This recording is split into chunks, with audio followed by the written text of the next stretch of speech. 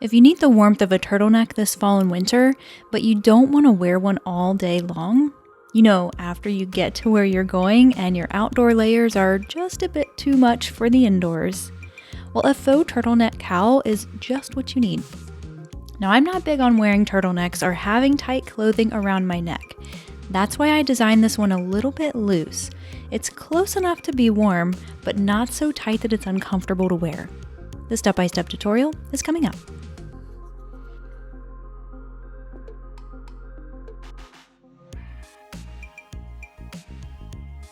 For this project, I'm working with Bernat roving yarn, a bulky wool acrylic blend. This colorway is called Putty, but they do have a handful of other really pretty options. I personally love the texture of roving yarn, and this one is really nice. It's very affordable and easy to find, and I love how it looks worked up. But if you don't have this yarn, it's not available to you, or you just want to substitute, you can do so with another number 5 bulky yarn.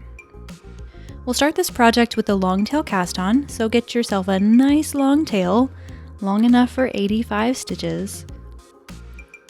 Place the yarn over the needle and gather it in your hands like this.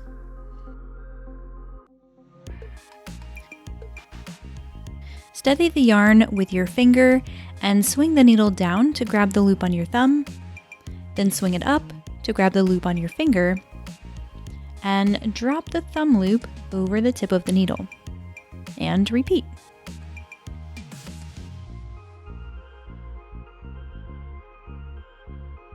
You'll keep going with this until you have 85 stitches or 85 loops here on your needle.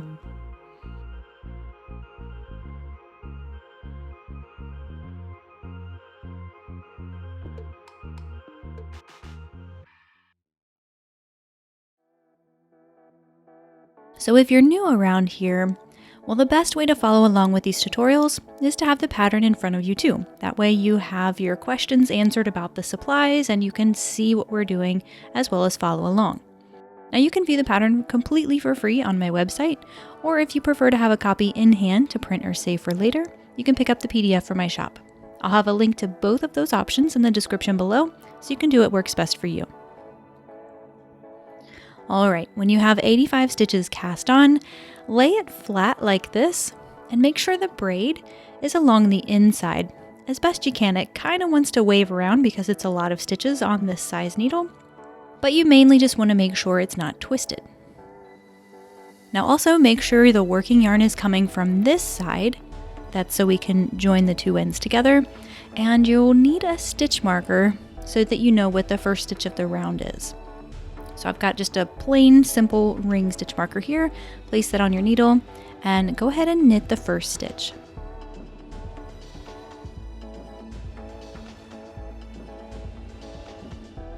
So with that stitch, we've attached the two ends together. We can continue knitting in the round, and you'll knit the next 2 stitches as well.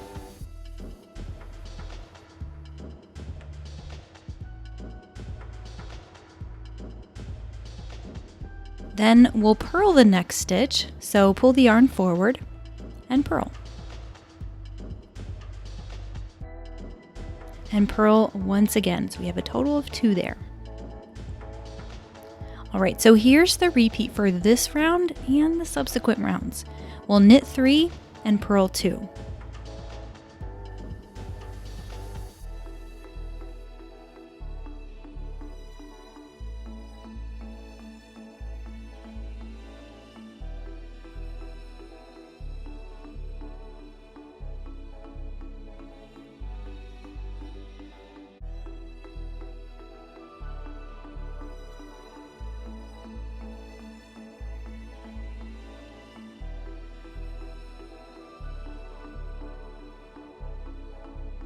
So if you're brand new to knitting and this is one of your first projects, it'll be really helpful for you to know how to read your knitting or know what stitch is a knit and what stitch is a purl just by looking at it. That way, if you have to put it down for a bit, which I'm sure you probably will, you'll know how to pick back up and continue with your repeat so things won't get messed up. So when you see a bar directly below the needle or the cord, that's a purl stitch. And when you see a V, those are knits. So I ended with 2 purl stitches before I put this down, and that means I need to pick up with 3 knit stitches because my pattern is knit 3, purl 2.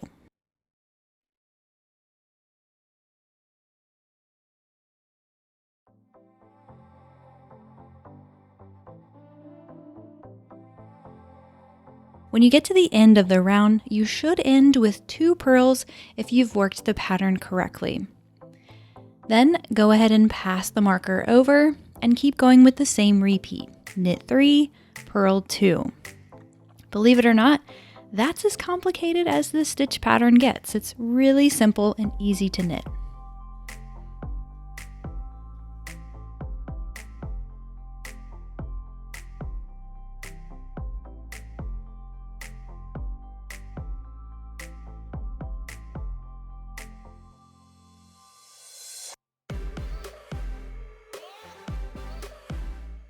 We have a really nice rib with this stitch pattern that's incredibly stretchy, which makes it even more comfortable to wear. So using the techniques you just saw, continue working with this repeat until it measures about 13 inches from the cast on edge. By the way, these Yarn Love tees are new to my shop, so this is my shameless little plug. It's a tri-blend tee that's so incredibly soft. I love this shirt to pieces, and I really think you might too if you're into this sort of thing and you like really soft t-shirts, and like that's actually a requirement for you because that's totally how I am. I love how soft these tees are. Now this one's currently available in 4 different colors in size small to 2XL. So if you want to get one for yourself, check the description below for a link. And if you do end up getting one, I just want to say thank you so incredibly much because that goes a long way to supporting me and my work with B.Hooked and supporting this channel. All right, that brings us to the bind off. Go ahead and knit the first 2 stitches. We're just continuing with our pattern repeat. And then pass the first loop over the last. Then knit the next stitch 2. And pass the first loop over the last. Now the next stitch is a purl, so purl that one. Then pass the first loop over the last.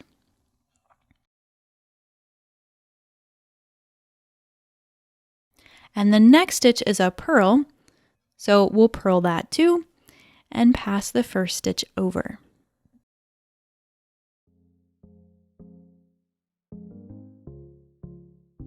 So that's all there is to it. You're still working in your same stitch pattern, but just binding off as you go.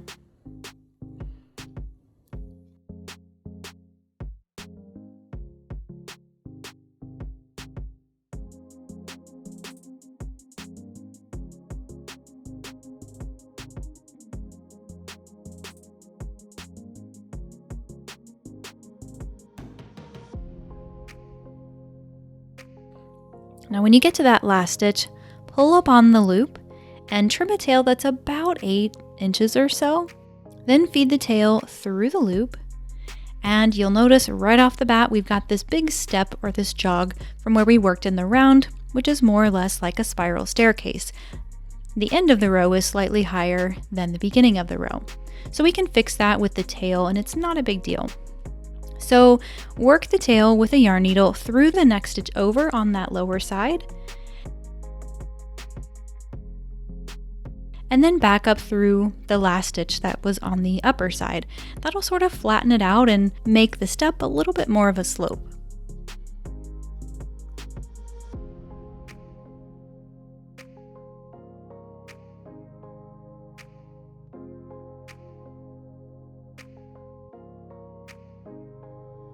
Then continue weaving that end along the inside.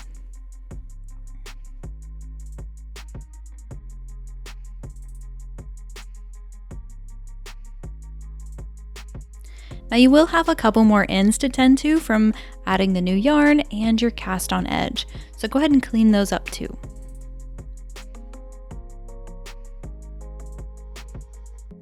I just want to mention here, there's not an exact science to all of this. Do what works best for you. These techniques that I'm showing are how I weave in ends. Works pretty well for me, but if you have a technique that you like, by all means, do what works best for you.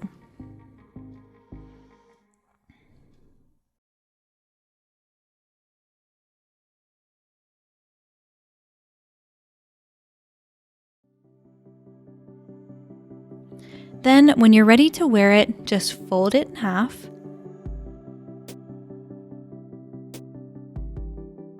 And you're ready to go. That's all for now, friend. Don't forget to check the description below for a link to where you can check out the pattern. And thank you so much for spending some time with me today. Your support watching, liking, and commenting on my tutorials, checking out the patterns on my website, getting some merch or pattern from my shop, all of that is a huge, huge help, and there's no way I could keep doing what I'm doing without it. Happy knitting, and I'll see you in the next one. Oh, and one more thing. If you haven't subscribed yet already, I would love to have you part of this community. Just go ahead and hit the subscribe button so I can continue inspiring you to make something that'll make you happy.